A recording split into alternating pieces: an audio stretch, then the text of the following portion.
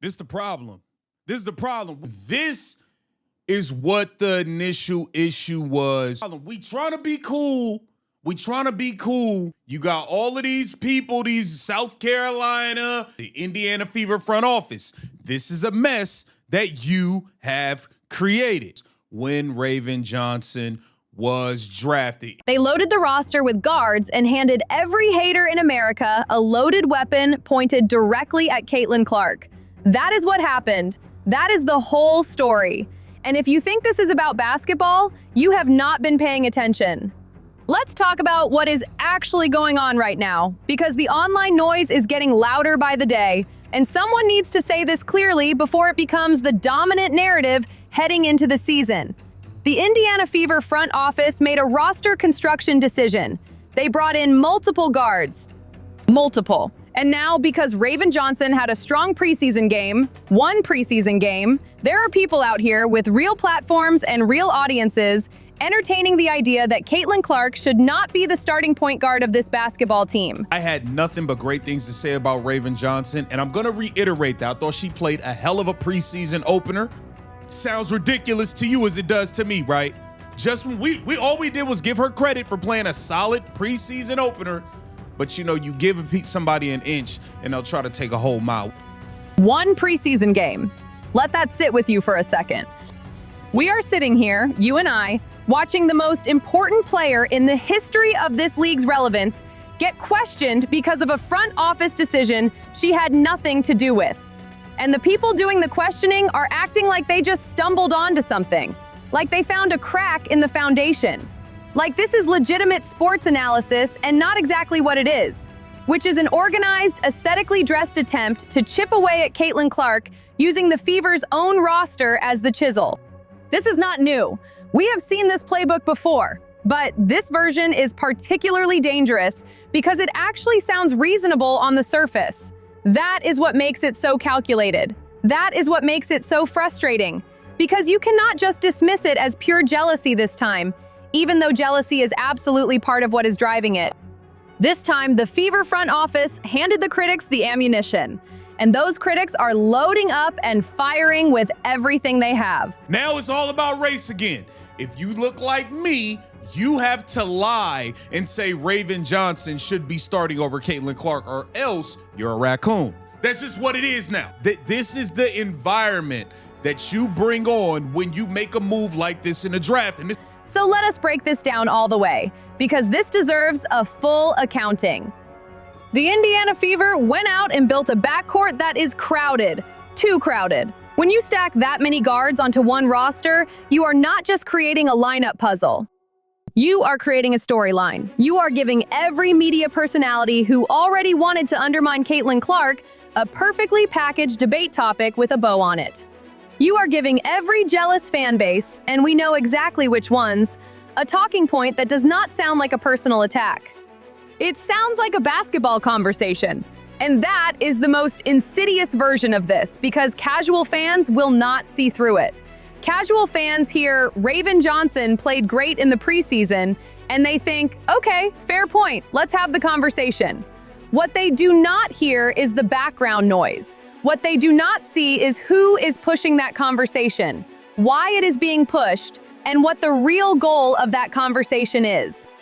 You see it, I see it, but a lot of people scrolling through their feed at midnight do not see it.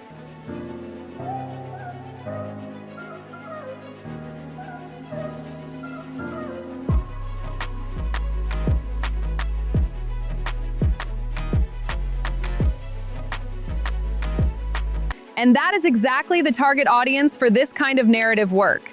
Here is the truth about preseason. Preseason performance tells you something. It does not tell you everything.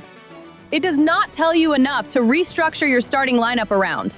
It does not tell you enough to start floating the idea that the player who single-handedly dragged this league's ratings back from the edge should be moved out of her natural position. A strong preseason game for Raven Johnson should be celebrated. She is a young player working hard and developing. That is a good thing for the Fever. That is a good thing for women's basketball. But that is not, and I need you to hear this clearly, that is not a reason to open the Caitlin Clark question. The Caitlin Clark question is not a real question. It was never a real question. It is a narrative weapon that gets reloaded every few months with whatever the freshest piece of ammunition is. Last season, it was physicality on the court. Before that, it was whether she deserved the attention she was getting. Before that, it was whether college success would translate. The ammunition changes, the gun stays the same, and the target has never changed. Not once. And now the ammunition is a roster that the front office built. Not Caitlin Clark, not her teammates. The front office. The people making personnel decisions in offices decided to construct a guard-heavy roster, and somehow, the fallout from that decision lands on the player who did not make it. Does that make sense to you? Because it should not. It should make you furious. It makes me furious every single time I see it happen in real time. This is the part where we talk about what the Fever owe Caitlin Clark, because I do not think enough people are saying this loud enough. This franchise, before she arrived, was not a ratings story. It was not a cultural moment. It was not something that people outside of hardcore WNBA circles were calendaring and clearing their schedules for. Caitlin Clark walked into Indiana and she changed the entire economic and cultural equation of that franchise. She put bodies in seats, she put eyes on screens. She made the Fever relevant in ways that translate directly into revenue, visibility, and future investment. The front office's job, their actual job, is to build a team around that player in a way that maximizes her ability to do what she does. Not to introduce roster chaos that generates discourse. Not to stack guards on top of guards in a way that creates manufactured competition narratives.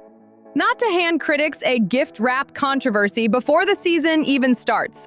That is a failure of roster construction, and it is a failure of protection. And Caitlin Clark deserves better than that. Now, let me be absolutely clear about something. This is not about Raven Johnson. Raven Johnson is not the villain in this story. She is a basketball player doing her job. She had a good game. Good for her.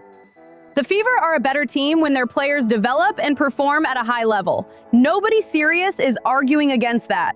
The issue is not Raven Johnson's preseason performance. The issue is what the internet does with that performance. The issue is what certain media voices and certain fan bases choose to construct out of that single data point. And what they are constructing is an anti-Caitlin Clark argument wearing basketball clothes. You know the fan bases I am talking about. You have seen them in the comments. You have seen them in the quote tweets. You have seen them on the podcast clips making the rounds. They are not watching Fever basketball because they love the Fever. They are watching for moments exactly like this. Moments where they can point at something tangible and say, see, it is not just us. The roster says so. The preseason says so. They want the conversation to happen because the conversation itself is the point. Every hour that conversation exists and circulates is an hour that Caitlin Clark's name is attached to doubt instead of greatness. That is the goal. That has always been the goal. And the Fever front office walked right into it. Or, and I want you to sit with this possibility, they did not think about it at all. Because sometimes the most damaging thing is not malice. Sometimes it is indifference. Sometimes it is decision makers who are so focused on the X's and O's of roster construction that they do not stop and think about what that roster construction looks like in a media environment that is already hostile to their best player. Either way, the result is the same. The knives are out, and the front office handed them out. Let us talk about what happens if this narrative gets legs. Because that is the real danger here, and I do not think enough people are taking it seriously. If the Raven Johnson should start conversation gets loud enough, and it is already louder than it should be, it becomes a distraction. It becomes something that hangs over every practice, every preseason game, every early season loss. It becomes the thing that gets brought up every time the Fever have a bad stretch. It becomes a narrative that the media can return to over and over again because the roster itself validates the question. That is what overcrowded guard rosters do. They do not just create lineup decisions, they create storylines. And this storyline has one name in the crosshairs. We are not going to let that happen without saying something. That is why we are here. That is why this conversation is happening right now, before the season starts, before the narrative sets, before it becomes the accepted framing in mainstream sports media. Because once something becomes the accepted framing, it takes 10 times the effort to dismantle it. We are getting ahead of it. We are naming it for what it is. The Fever front office needs to hear this. Protect your asset. Protect your most important player. Not with words, with decisions. With a roster that makes her role unambiguous. With lineup construction that does not generate fuel for the people who have been trying to diminish her since before she played her first professional minute. You do not get to benefit from everything Caitlin Clark has brought to this franchise and then build a situation that puts her legitimacy up for debate every time a backup has a good preseason game. That is not how this works. That is not what she earned. Caitlin Clark did not save this league's ratings so that her own front office could accidentally construct the conditions for her detractors to thrive. She did not work as hard as she has worked, perform at the level she has performed, and take everything this league's most hostile corners threw at her just to have her starting spot debated because someone in the front office could not think 3 steps ahead about how a guard-heavy roster would play in the court of public opinion. The real story is not Raven Johnson. The real story is not the preseason. The real story is that incompetence and indifference at the front office level are being used as cover for an agenda that was always about one thing: making Caitlin Clark smaller. Making her questionable. Making her something that can be debated instead of something that has to be accepted. She is not debatable. She is the reason any of this matters right now. And the people trying to use a crowded guard roster to make her debatable, the media voices, the rival fan bases, the engagement-hungry accounts that need this controversy to survive, they just got handed a gift, not by Caitlin Clark, by the people who are supposed to be in her corner. That is the outrage. That is the real story. And now you know it. Think about what that actually means in practice. Think about what Caitlin Clark has to walk into every single day, knowing that the discourse surrounding her existence in this league is never neutral. There is no neutral. There is no just basketball when it comes to her. Every performance gets filtered through an agenda. Every lineup decision gets weaponized. Every roster move gets interpreted through the lens of people who decided before she ever laced up a professional sneaker that they were not going to give her what she earned. And she has to perform at an elite level anyway. She has to go out there and be exceptional anyway. She has to carry this team, carry this league's visibility, carry the weight of every young girl watching her, and do it while a whole ecosystem of critics sits in the bleachers sharpening knives and waiting for the front office to accidentally hand them one more blade. That is the part that should keep you up at night, not whether Raven Johnson has a good preseason. Whether the people responsible for creating the conditions around Caitlin Clark's success are doing their jobs with the level of seriousness that her talent demands. And right now, the evidence is not encouraging. Right now, the evidence is a guard-heavy roster, a preseason soundbite, and an internet full of people acting like they just discovered something the rest of us missed. They did not discover anything. They were handed it, and we are done pretending otherwise. History is going to look back at this era, and it is going to be very clear who was on the right side, who was watching the film, who was seeing through the smoke, who was saying from the very beginning that this player was exceptional and that the resistance she faced was never really about basketball.